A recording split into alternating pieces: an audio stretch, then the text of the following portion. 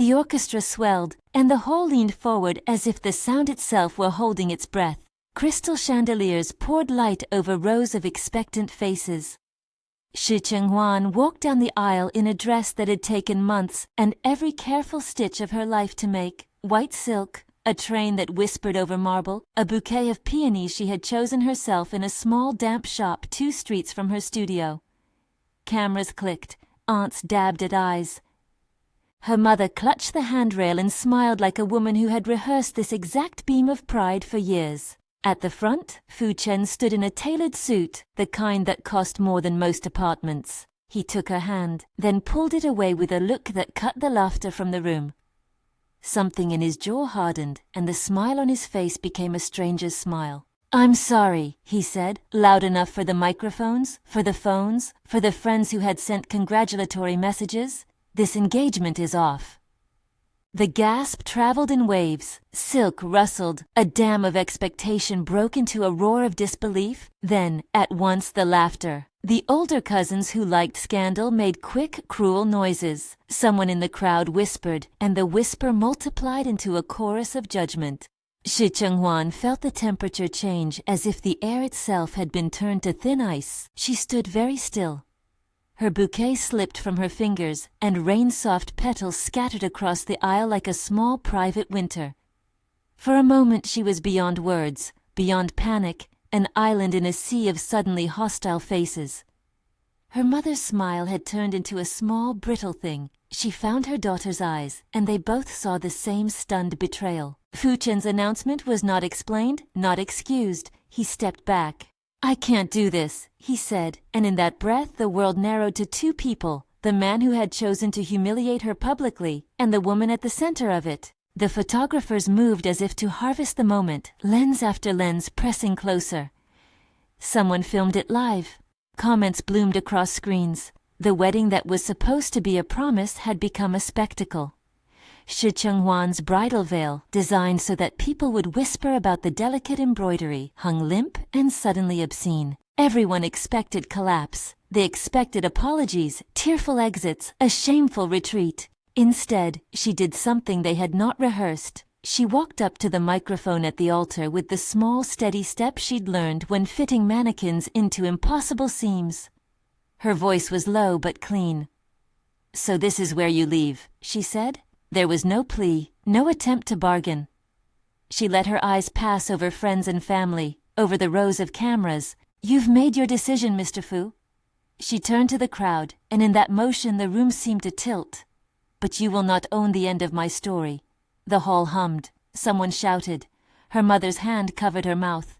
Shi Chenghuan did not look back. Later that night, when the guests had gone and the press releases began to thread their way through phone notifications, she stood in a tiny dressing room behind the venue's banquet hall and watched herself on a looped video for the last time before closing the laptop. Her hands smelled of perfume and polished leather, and the faint metallic tang of blood from a paper cut she hadn't realized she'd gotten from folding a program too tightly. She walked out into the cool air and found, at the venue's side entrance, a man waiting by an old sedan. He was not what anyone would have called handsome in the conventional way. He was older than her, his hair threaded with silver at the temples. His clothes were neat but plainly tailored, not the kind of designer bravado that filled the other side of the hall. He wore a plain watch, a thin gold band that did not blink at the world. "You okay?" he asked simply. She stared. For reasons she couldn't have named then, because of the steady compassion in his voice, because of the way he didn't flinch at her ruined bouquet, she answered. She told him the short version. The announcement, the walk to the podium, the way a man had chosen to end their engagement in public. He listened, not with the broad sympathy of a bystander, but with the small, precise attention of a person cataloguing damage and deciding whether or not to repair it. "I can't make it right," he said. "But I can give you a choice." "What choice?" She was almost not surprised that the sentence came out brittle and raw. "Marry me." It was, on its face, an absurd suggestion. The man was a stranger. There was no romance in the gesture, no whirlwind of stolen kisses, no fevered midnight promises. It was stark, pragmatic, and delivered with the quiet of someone offering a hand when a person is drowning. In the weeks that followed, they would tell different versions of that exchange. Some said she had wanted to spite Fu Chen, and that the jump had been a performance. Some said she was so broken she had taken the simplest exit. The truth was more complicated. She wanted an ending that did not require her to wait for someone else's permission to move on. She wanted to punctuate a humiliation with something that was her own. That night she said yes. They did not throw a reception. There were no fireworks. They went to a small registry hall that kept odd hours, and a clerk signed a stack of papers. A few friends, loyal, bewildered, sat with her at a table while the camera phones hummed. The new groom held her hand with a gentleness that was almost embarrassed in its restraint.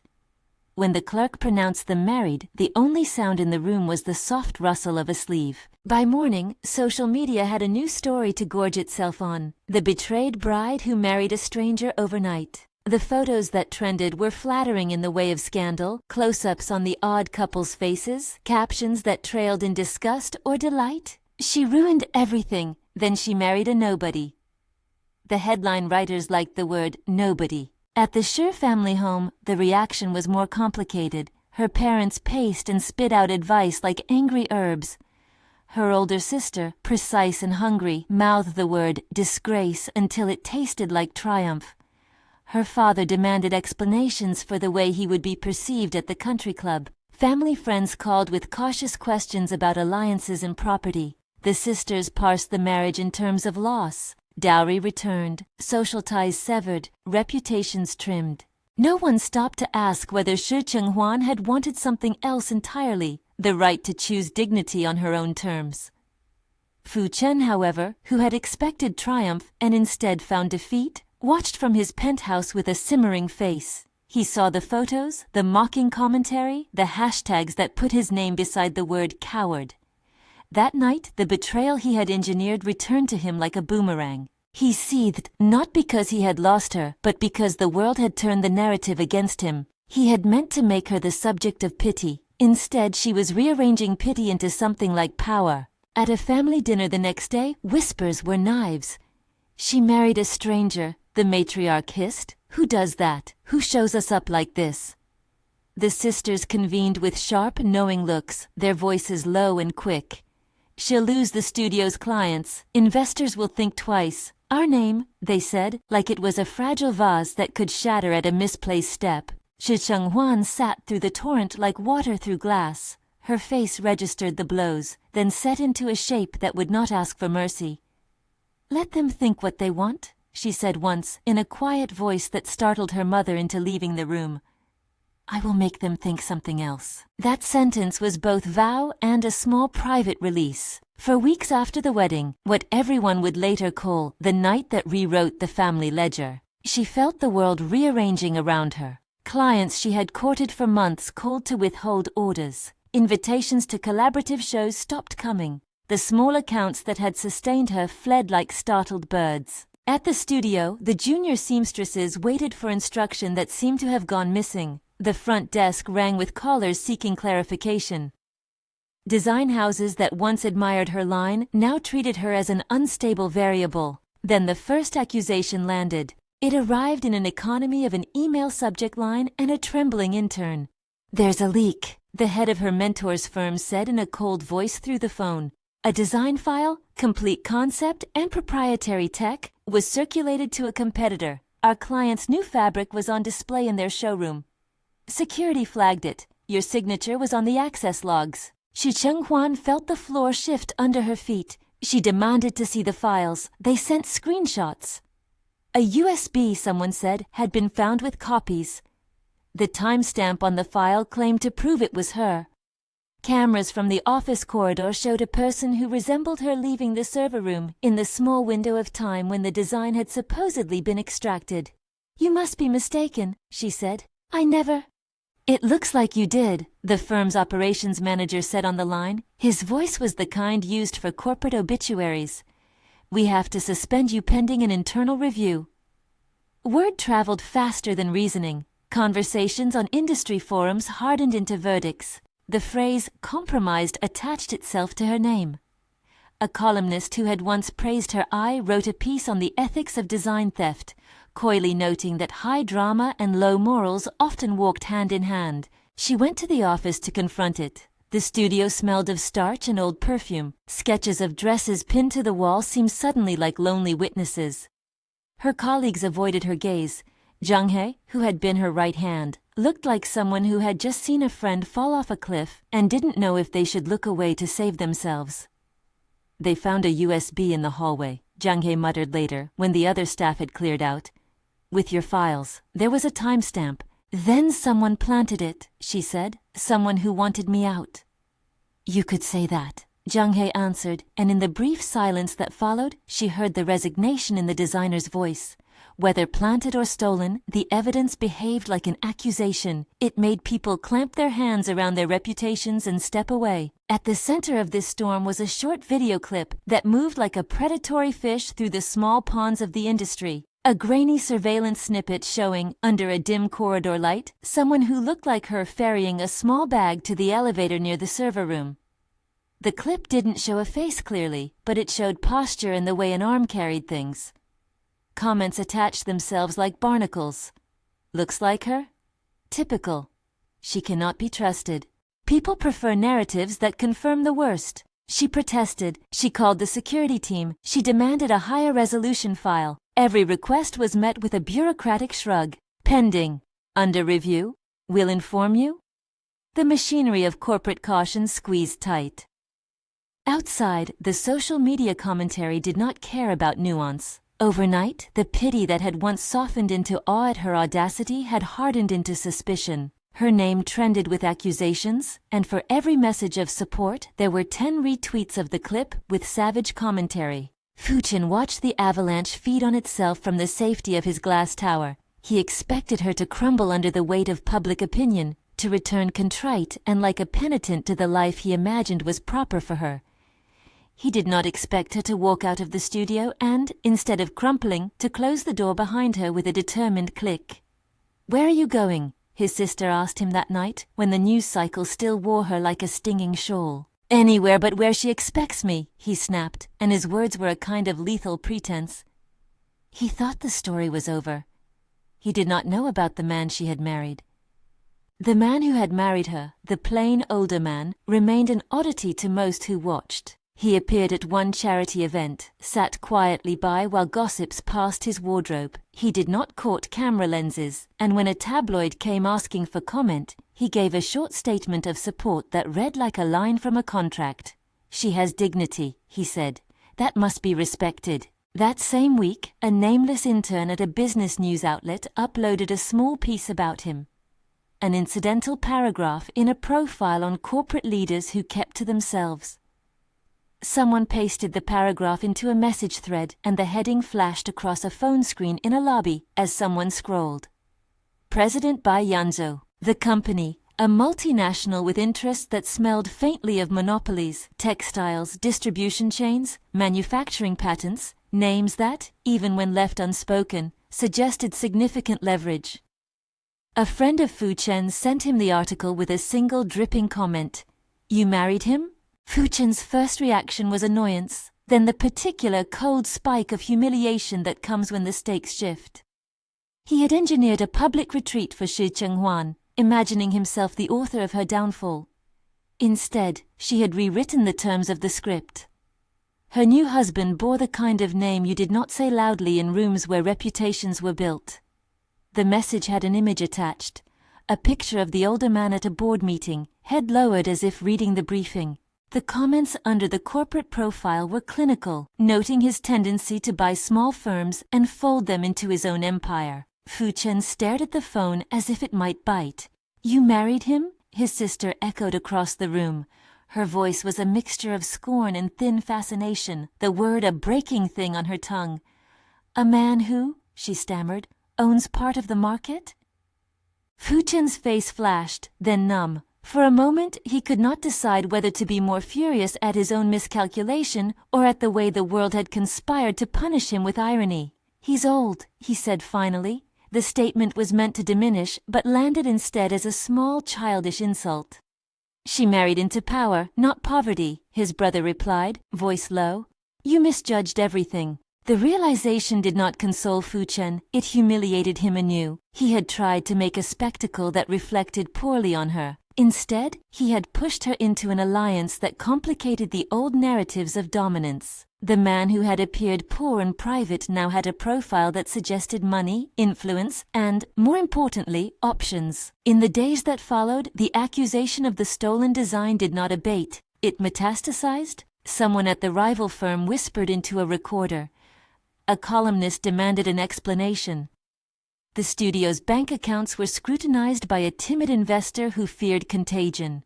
The small private registry wedding felt like an act of desperate theater to the public. But to those who knew him, the new husband's quietness was not the absence of means. It was the camouflage of someone who had chosen to be understated until it was necessary to be otherwise. Shi Chenghuan tried to hold her life together in clean, deliberate gestures. She catalogued every client file. She brought in a lawyer, someone sensible and not theatrical, who advised caution and demanded a chain of custody audit for the USB. She made lists. She slept poorly, and then sometimes not at all. She sketched dresses in the small hours, the pencil scratching like a metronome she used to measure again the beat of things she could control. Then a piece of evidence arrived that would change the tone of the week. A witness statement from a junior security guard who claimed to have seen someone else near the server room, someone in the building that night who did not match her height or her walk. The guard's recollection was shaky, the kind of human memory that sways under pressure, but it was enough to open a crack. They brought it to her in a small conference room with a single low-hanging lamp that made everyone look tired and guilty. "We'll reopen a cursory search of footage," the operations manager said, as if that was the same thing as justice. "For now you remain suspended." She left the room and found, by the elevator bank, a man waiting in a dark coat. President Bai smiled the way someone who keeps his own counsel smiles, not triumphant, but quietly assured. "You should not have to fight alone," he said. "Tell me what you want to do first." She could have chosen a public protest, could have gathered the brave and loud. She chose a quieter thing, to protect the seamstresses and the apprentices who had come to depend on the studio's work. "Save the payroll," she said. "Keep them paid. Keep the studio open, even if it's smaller." He nodded. "We will open a temporary place. Let it be yours to run." The words landed not as a promise from a benefactor, but as an offer of partnership, of tangible support. She accepted because she had no other option, and because the offer sounded less like charity and more like the scaffolding she needed to rebuild. That night, they found a small space, a former bookbinder's storefront just off a busier avenue, with high windows and a smell of glue in the air. It was raw, its walls marked with the echoes of previous hands. They signed the lease before dawn. The studio, to the public, looked like a pathetic little sparrow beside the palaces of the fashion houses. In truth, it smelled of work and belonged to no one but the people inside. They arranged sketches on the wall and set up a folding table as the cutting surface. The seamstresses laughed once, quietly, as if hearing wind for the first time in a long drought. But the battle was not over. Fu Chen's shock hardened into strategy. He did not want to be publicly humiliated by a woman who had married what he believed to be a nothing. When he learned more, when a polite reporter dropped the name Bai and the title President into a gossip column, something in him tightened to a wire. He could still influence certain accounts. He could call certain investors. He could make phone calls that would turn polite curiosity into suspicion. Power, he learned, was not only who you were married to, it was wielding leverage at a moment when someone else was vulnerable. The first public moment that crystallized his shock came on a weekday morning when a headline appeared beneath a live news ticker during a business morning show. President Bai Yanzhou quietly marries young designer amid public scandal. A clip played of the newlyweds, the older man speaking with a firm, clipped cadence, the caption noting his portfolio in dry, factual sentences. The camera cut to footage of Bai in a boardroom, meeting with suppliers, signing documents with a red seal. Fu Chen's hand tightened around the phone. He texted furious messages in capital letters. The tone changed from mockery to something dangerously personal. "You married him?" he typed, then deleted, typed again. He had become the one left to account for his cruelty. The world noticed the reversal with a sharp intake of breath.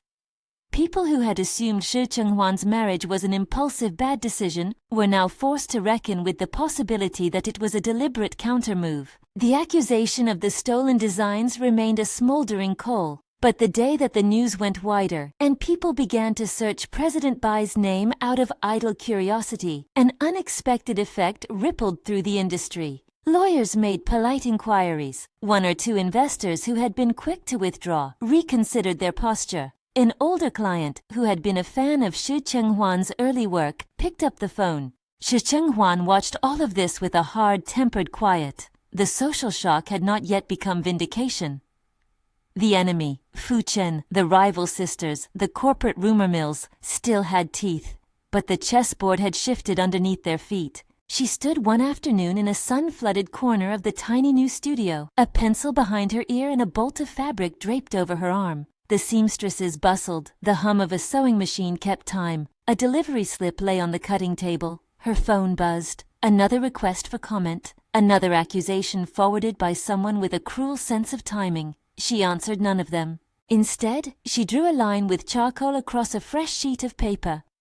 The line was confident and quick. It was the beginning of a dress that would, months later, be mentioned in whispers as the piece that reintroduced her to an industry that had almost eaten her alive. For now, it was just a shape she liked. For now, it was proof that she could still create. But creation does not shield you from politics. The studio's doors were barely open when a formal letter arrived from her previous employer. An internal investigation concluded that she had access privileges and there were discrepancies. The letter used clinical language, security breach, unauthorized distribution, intellectual property concerns. But it landed like a verdict. The studio clucked with worry. The seamstresses looked at her with new eyes, as if they had been handed a mystery to carry along with their needles. That evening, in the quiet between tasks, President Bai sat across from her. He did not wear a suit. At the studio, he looked like someone who had simply taken time to sit still. "We will not allow your name to be taken," he said. She wanted to ask him what he had. What power exactly did he hold? Was he a man who operated through back channels and paperwork? Or was he the kind of presence that could make lobbyists think twice and editors change their headlines? She asked none of that. Instead, she asked a different question, one that was older than the scandal and simpler than its complications. "Why me?" she said. Why risk any of this?" He looked down at the half-drawn sketch on the table, then back at her. "Because you made something beautiful when you had no reason to. Because you did not ask permission to be talented." She felt, suddenly and deeper than she had expected, the smallness of the life she had been trying to hold. She felt the enormity of the idea that someone had chosen to protect her for reasons that had nothing to do with calculation. It unsettled her. She had always measured the world in edges and seams, in the certainty of a hem stitched straight. Outside, the city went on ravenous and talented and indifferent. The inboxes filled with bad faith and worse. Fu Chen, in his glass tower, picked up a paper cup of coffee and watched the skyline. He drafted a press release in his head that could salvage his image. He imagined himself contrite and respectable, and he rehearsed the right tone to take on business calls with the kind of pride that suggested control. But in private, when the room had thinned and the lights went low, he watched the little clip of Bai in a boardroom and felt the ground tilt under him. He had not anticipated this particular kind of retaliation, this soft, slow coup by association. The story needed a turning point, evidence to correct the record, an ally in a place of influence, a factual reveal that could stop the bleeding. At the studio, a young courier arrived that afternoon with a sealed envelope addressed simply to Shi Chenghuan. Inside, on a plain USB stick, someone had left a note. "Look at the last footage, timestamp corrected." The handwriting was hurried but careful, and the note smelled faintly of cigarette smoke and lemon, two things she had not thought she would ever associate with help. She held the stick as if it were a small, dangerous thing. She could feel the pressure of the weeks stacked against it, the public humiliation, the suspension, the whispers. If the footage was real and unedited, it might clear her. If it was false, it could be another trap meant to pull her lower. She plugged it into the studio laptop with hands that trembled slightly. For a moment nothing happened, then a file appeared. A grainy corridor, another figure, an angle that had been missed by the earlier clip. The timestamp did not correspond to the time she had been on the live feed. The person in the video moved differently, slightly taller, carrying a bag in the other hand. The camera angle revealed a small detail that had been cropped from the public clip, a logo on the courier's jacket, an emblem of a small local delivery firm that serviced multiple offices in the building. It was the beginning of a thread she could pull. But threads can unravel, and people can pull them back. Before she could breathe, a new call came through. The head of the mentor firm's legal team demanded she hand the stick to them immediately. "Chain of evidence," the man intoned. "Do not self-preserve this media." She hesitated. The USB felt suddenly like a live wire. President Bai watched her with a patience that bordered on smoldering calm. "Keep a copy," he said at last, "and let the lawyers do what they must, but don't give everything away."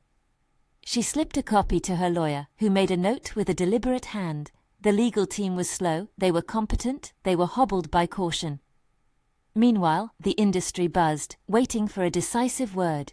It was then, just as the small studio began to hum with faint hope, that Fu Chen made a move that snapped like a brittle, enraged twig. He called a press contact, a man who still valued access above truth, and dropped a line suggesting that President Bai's involvement was transactional, and that the overnight wedding could be seen as a purchase. The insinuation hung over the story like a sour perfume. The tabloids smelled blood, the narratives tumbled, buying power, bought marriage. The moral outrage riffed and swelled, and the studio found itself not only defending a theft accusation, but also an intimacy that had been turned into a commodity by others. Shi Chenghuan sat at the cutting table and felt the world tilt again. She could fight in court, in boardrooms, and in press cycles. Or she could make something that made people stop only to look, rather than to wag fingers. Before dawn the next day, she took the charcoal drawing and began to cut fabric. The seamstresses watched, as if watching a ritual. Each snip was a decision, each hem a small reclaiming. The studio smelled of dust and thread and the strange hope of starting over. Outside, the city did not notice the small acts of making. It noticed the headlines. It noticed the name President Bai. It noticed Fu Chen's exasperated, bruised messages. It noticed the peculiar couple who, in a world of extravagance, had chosen to wed in a blunt, legal fashion rather than in an arranged public spectacle. And in the lobby of another building, where the journalist who had first uploaded President Bai's name sat with a cup of coffee and fingers poised above a keyboard, the next wave of stories began to form. The USB flickered in a lawyer's hand. The security guard's statement waited for corroboration. The small studio's windows stayed lit through the night. Shi Chenghuan did not know what would come from a public that loved spectacle and loathed nuance. She only knew the rhythm of a seamster's wrist and the stubbornness of design lines. She kept cutting. The next morning, Fu Chen stepped into a conference room to prepare for what he assumed would be an easy salvage operation. He had his prepared statements. He had his advisors, quick and shiny as fresh buttons. He planned to talk about respect, about the hurt he'd felt when the engagement had ended, about the unavoidable dignity of moving on. Instead, when he opened his laptop, the first thing that caught his eye was a headline accompanied by a grainy video clip. The words were simple: President Bai's quiet empire, hidden holdings revealed. The clip was a brief montage: a boardroom, a factory floor, a subsidiary's discreet headquarters.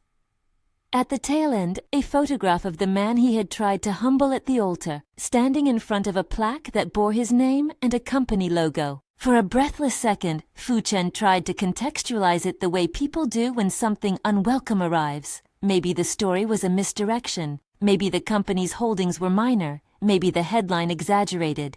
Then he read the subtitle: Major textile conglomerate, distribution networks across 3 continents, financial clout to affect investor confidence. His mouth went dry. In the studio 2 blocks away, Shi Chenghuan placed the last stitch on a bodice that would later be featured in a small, hopeful show. She smoothed her hands across the fabric and felt, like a pulse, the small possibility that everything could pivot on this work. She did not look up when her phone buzzed insistently. When she finally did, the message she saw was from an unknown number, a single line, clipped and efficient. You married him. He doesn't buy small things. He rearranges worlds. She stared at the screen. Outside, the city moved and rearranged itself over 1,000 small acts of commerce. Inside the studio, the smell of fabric and the scratch of a pencil were the instruments she trusted. She did not know then the exact shape of what would come next. Legal maneuvers, public rebuttals, another humiliating post from an ex who could not accept being wrong. She only knew that the USB still hummed quietly in the evidence chain, its data like a hidden seam waiting to be found. She felt, at the edge of everything, a strange sense of preparation, a nervous, honest kind of readiness. There would be a reveal. There would be a public moment when the man she had married would stop being a rumor and a headline and step into a light that made his influence unmistakable. There would be, too, a moment where Fu Chen would have to reckon with the consequences of the position he had chosen to take in public. But for now, the studio's lights burned late into the night, and a new dress slid from the cutting table, a small, defiant proof of craft, and Shi Chenghuan sat beside President Bai, the two of them quietly sharing a cup of tea, as if any other kind of small domesticity could be proof enough that not everything could be bought or staged. The city hummed beyond the windows, full of people waiting for the next headline. The tea cooled between them like a small civilized truce. Outside, the city kept trading rumors for headlines. Inside, the studio smelled of clean thread and possibility. Shi Chenghuan folded a swatch of fabric and tucked it into a portfolio as if arranging the future itself. They did not announce the plan at once. There would be lawyers, subpoenas, questions that required more patience than anger. For a week they worked in the thin, bright way of people who have chosen to answer with craft instead of railing. President Bai sat through fittings without comment. He paid attention to which seamstress tightened a stitch too far, and which apprentice smoothed a hem with a sure thumb. In the evening he read notes and left quietly, the kind of presence that did not demand spectacle, and yet rearranged priorities when he asked. The first legal salvo came as a polite envelope and a request for copies. The operations manager who had once spoken with corporate cool now used softer tones when President Bai's name appeared on the caller ID. Bai's legal team, measured, businesslike, asked for an independent forensic review of the security footage and for custody of the original USB. They requested logs from the building's access system and courier manifests.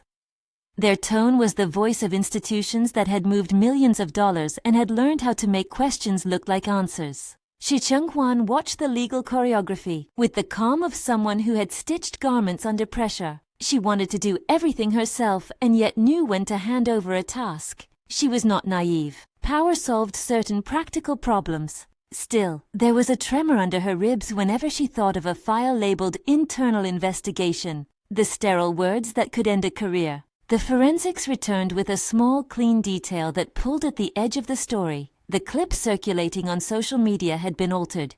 An extra frame had been inserted. Timestamps had been shifted. Whoever had cropped the footage had tried to remove the slight tell that made the person in the corridor a different height from Shi Chenghuan. It was not proof of innocence by itself, but it was a beginning. President Bai did not publish the finding immediately. He wanted an armored point of contact. He wanted a witness with a voice that would not be dismissed as a friend's loyalty. He wanted the kind of evidence that could be read and understood in a room full of cameras. They found it in pieces. A courier in a neighboring building remembered a drop-off hour, an hour that did not match the timestamp on the altered clip. The building's original CCTV, which did not feed into the same security firm as the designer's office, provided an angle that had not been public. It showed a courier, uniformed and brisk, who had paused in a corridor and passed a small package to someone in a hooded jacket. The camera was old and grainy, but it captured the logo on the courier's bag clearly enough to track the route. The courier's manifest, an electronic trail of scanned barcodes and timestamps, aligned with the footage. A receipt printed by a loading bay printer provided a specific minute and the name of an employee, who then turned out to have left the building during the window in question. They also found a record, an internal chat thread that had been removed from one office computer but archived in another. It contained terse messages about moving a file and about spoiling the celebration. The messages were unsigned, but the language matched the cadence of a staffer they had met months before. A woman named Rong Min, who had once admired Chenghuan's work and then, when loyalty shifted, had been rewarded with a mid-level contract at a rival house. Rong Min's account showed activity near the time of the breach. A humble subpoena and a serious conversation from a legal team turned a digital breadcrumb into something sturdier. Finally, the security guard, nervous, guilty, and relieved, came forward. He had seen the person in the hooded jacket that night. He had not at first thought it important. He had expected the company to keep internal matters internal. But after the video spread and his conscience pinched, he gave a statement.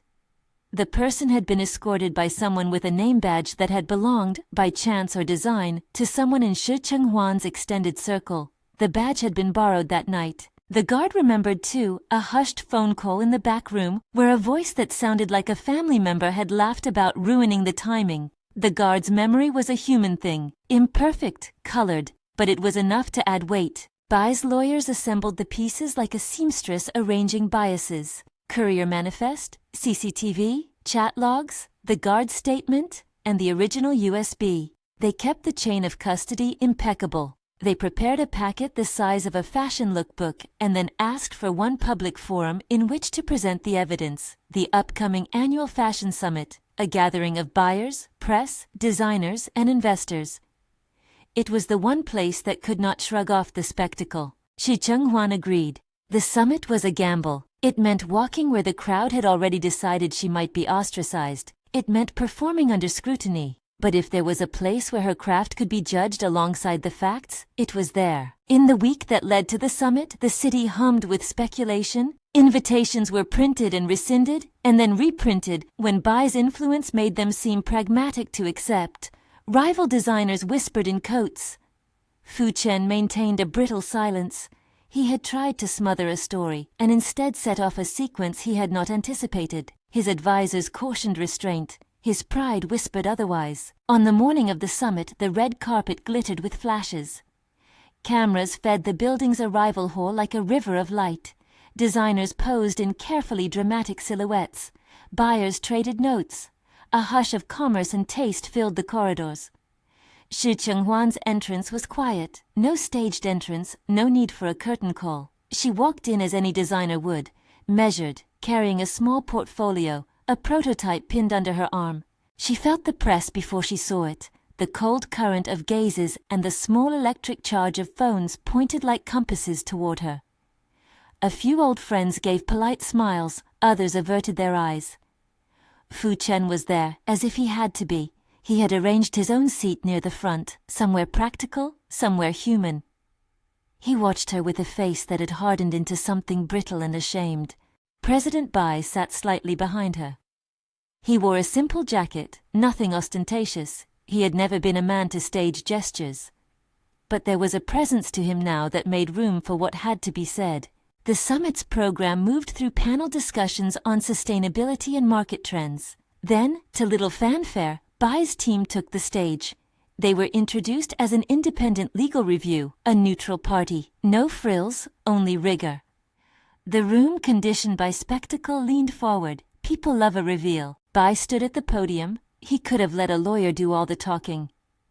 Instead, he spoke with a voice that was quiet and without pretension.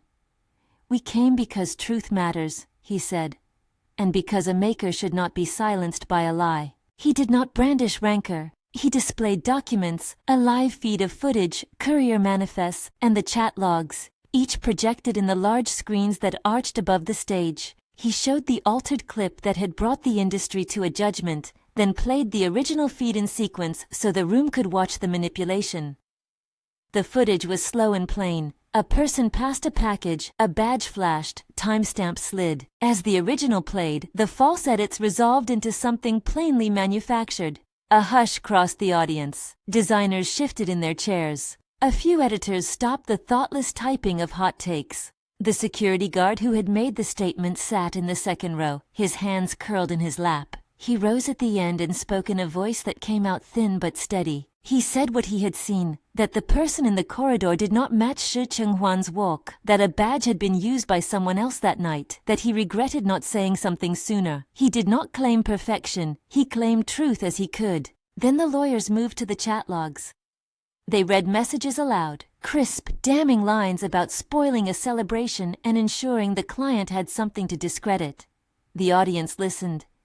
In the side rows, the matriarchs of rival houses leaned forward. The words were plain and implicated people who had once smiled behind closed doors. When the lawyers reached the part of the packet that named the shadowy accounts and traced the edits to a computer registered to a small consultancy that had done contract work for a rival house, a murmur rose. The archivist at the rival house, Rong Min's name, appeared in an email with a forwarded file. The email's metadata showed it had been sent from an address once associated with a member of the Shi family circle. The screen flashed a name that made the temperature in certain seats drop. Shi Jingxiu. Shi Jingxiu's face, until then composed like carved marble, betrayed something close to a flinch. Her fingers tightened around the program in her hands. She had been clever, small and sure for a long time. Now her confidence staggered. The chamber grew intimate with accusation. Fu Chen's face lost what little color it had. His palms began to sweat against the fabric of his suit. He had thought his theater of humiliation would be irreversible. Instead, he sat in the audience as evidence, stitched with timestamps and receipts, unmade him. Bai did not revel. He presented the facts and then stepped aside. He let the media, calculating tools that nodded to a news story, ask questions. The narrative shifted beneath the room's feet. People who had been ready to compose think pieces about scandal now found themselves parsing actual evidence. But facts do not always end a story. People look to drama. For that, the summit organizers had arranged a controlled live playback of certain CCTV angles. As the footage rolled, the chaplain-like quiet of expectation swelled into a ripple of disbelief, then a wave. On one screen, the altered frame snapped into context and revealed a sliver of a necklace, an heirloom known to belong to Shi Jingxiu. On another, a camera showed a courier scanning a barcode and then stepping into an elevator beside someone whose silhouette matched Rong Min's. The room could see the logistics that had been used to make a narrative of guilt. Shi Jingxiu moved then, with a quick, clumsy motion. She stood up and left, her exit more revealing than any statement. Cameras cut to her sister's hands, which trembled. The matriarch's composure cracked in a way that was almost insolent. Shock, perhaps, but mingled with the realization of a game gone wrong. Someone in the press flung a question at Fu Chen. "Did you know?" The question hung. He did not answer at once. He had thought he acted from principle. Now it looked like a prideful manipulation that had escalated. "Enough," he said finally, voice brittle. He tried to find a narrative that would keep him dignified. The words scattered. In his face, for the first time, shame and rage warred with equal ferocity. Cameras circled. The audience watched him, the man who had once pulled a hand away at the altar, now unable to pull back the consequences of his choice. When the cluster of evidence concluded, the summit's organizers, who had been cautious allies of power, issued a brief statement. An independent review would proceed. Those implicated would be subject to internal inquiry. The tone was cautious because institutions are careful not to be trapped by emotion. But a practical consequence took root. Buyers reached for their phones to reopen dialogues with the studio. A few investors shifted interest from whisper to measured inquiry. In the press pens, the tone of the conversation changed from entertainment to a question of integrity and repair. Outside, the social media tide turned. Hashtags shifted. The public that devoured scandal now digested recompense. The clip that had finished Shi Chenghuan now looped in a new context, the one that showed how easily images could be twisted. People began to talk about the architecture of rumor as much as the rumor itself. In the weeks that followed, the corporate inquiries formalized. The rival house conducted a painful audit, and staff who had aided in the planting were suspended. Some employees accepted offers to move to Bai's companies. Others left the industry entirely. The Shi family household endured cold, fast gossip. The matriarch's calls reduced to terse notes. The older sister packed a trunk and left for a shorter, less forgiving market abroad. The neo-local alliances that had once been advantageous frayed into awkward silences. Fu Chen's name became tangled in strands of online commentary. He wrote a short statement, measured and regretful in public, sharp and bitter in private. He attempted to salvage prestige, but the scandal had shifted the power dynamic. He watched as the world he had tried to engineer for himself rearranged around a different center. For Shi Chenghuan, the vindication was not immediate absolution, it was a steady rebuilding. Orders returned slowly, first one, then another, as buyers who had admired her earlier work decided that talent deserved attention. A mid-sized boutique in the city asked to carry her collection. A mid-century design magazine wanted an interview not about scandal, but about craft. She accepted with the guarded joy of someone who knows how to measure a risk. The studio grew, but differently this time. Where once she had chased the quick prestige of big house orders, she now curated a small, steady group of clients who valued the way her lines fit the body and the way her clothes read like arguments for courage. The seamstresses who had stayed learned new techniques.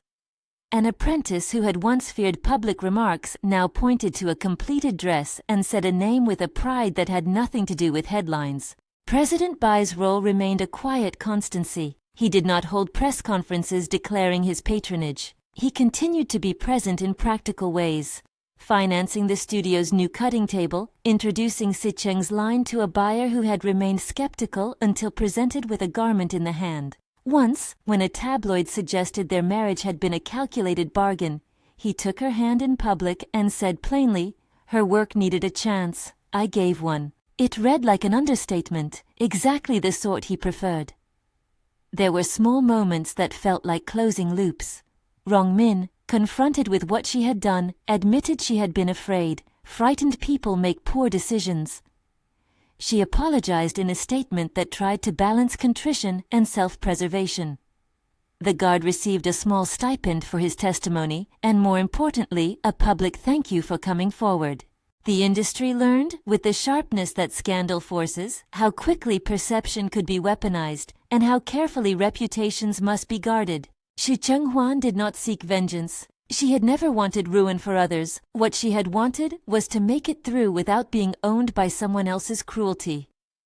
Standing in the sunlight that filtered through the studio window, needle flying, she felt something she had not felt since the night of the registry signing, a sense that her choices now belonged to her. There was one final public moment that sealed the change, not a courtroom, not a televised inquisition, but a stage at a juried showcase where emerging designers presented capsule collections to an international panel. The summit organizers had invited her back as an example, an act of thoughtful redemption.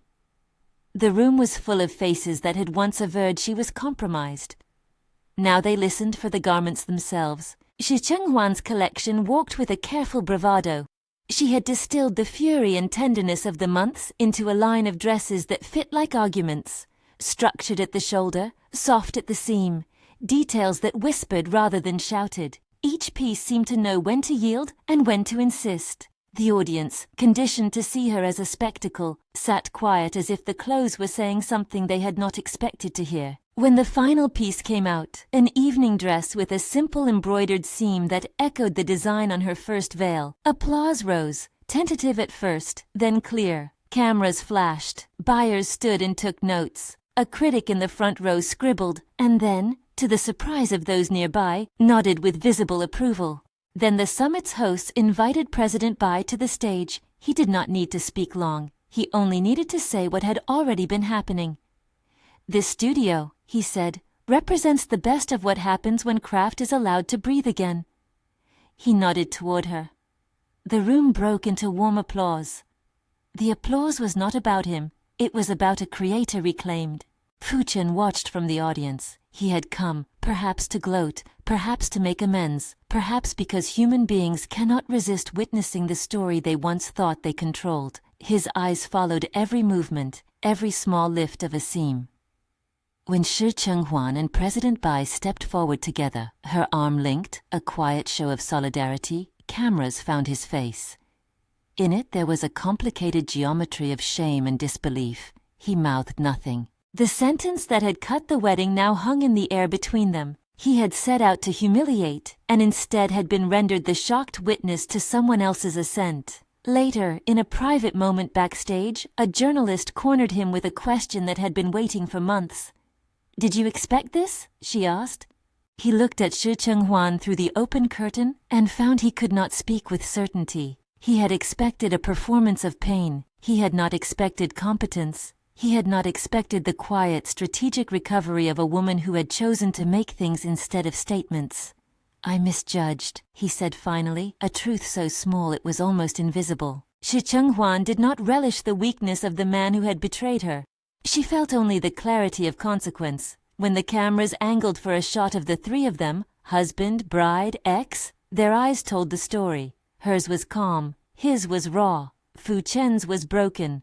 The aftermath settled into new rhythms. Orders arrived in boxes and emails. The studio expanded into a slightly larger space, a bright room with high windows and a place to hang completed gowns. They hired an operations manager so that Shi Chenghuan could focus on design instead of logistics. The seamstresses who had stood with her shared in the success like bread. At home, family dynamics adjusted in the small, slow ways of families. The older sister returned months later to a quieter house, humbled and sober. The matriarch said little, choosing instead to watch the ripples of consequence. Conversations that had once been about alliances became, at last, about the work itself. The Shi family, bruised and changed, learned the cost of assuming morality was as simple as reputation. At night sometimes, Shi Chenghuan and President Bai would walk the city in the small hours, not to be seen, but to be ordinary. They would pass a bakery or a clothes storefront and talk about upcoming lines, about fabrics they wanted to source, about seamstresses' children and apprentices' futures. Their marriage, born from a naked, practical offer on a humiliating night, settled into a partnership that felt like an agreement of mutual protection and shared admiration. It was not a fairy tale. It was, in its own small and surprising way, respectable. The final piece in the public story came a season later, when a documentary about the fashion industry's culture of rumor and recovery referenced the case and used it as cautionary material. The segment did not sensationalize. It traced the manipulation and, importantly, concentrated on the making. It closed with footage of a small studio on an ordinary street, the same one where Shi Chenghuan had first cut cloth in the dark hours. The voiceover said something simple. Talent, when allowed to breathe, changes the world one seam at a time. Shi Chenghuan stood, months later, in her new studio that smelled like starch and sun. A young apprentice held up a dress with a nervous smile. It fit perfectly across the shoulder. Outside, a delivery truck left with a package bound for an international boutique. The phone on her desk buzzed with an order she would take personally. She pressed her palm to the fabric and felt, in the thin weave, the story of the months. A betrayal, a compact, a scandal, a revelation, a rebuild. She thought of the night she had stepped to the microphone at the altar and told a crowded room that no one would own the end of her story. She thought of the small registry office and the hand that had held hers when everything else had failed. She thought of the hard, patient work of proof and the stranger who had become a partner in quiet ways. Outside, an old friend called with a voice that broke into laughter. "You've done it," she said. "You turned the loudest rumor into a runway." Shi Chenghuan smiled. She did not laugh like someone who had proven a point. She smiled like someone who had stitched an ending that felt, finally, wholly hers. The city carried on, indifferent and hungry, and full of the next headline. In a small studio, a designer smoothed a seam and looked out the window. She had reclaimed her craft and her name. When the past flickered in the margins of news feeds, it no longer had the power to reroute her life. She had married a man who, it turned out, had been more than a stranger. But that marriage had not been a purchase. It was a decision, a partnership, a private strategy that became public only when needed. Power, she learned, was not only wielded, it could also be a shelter.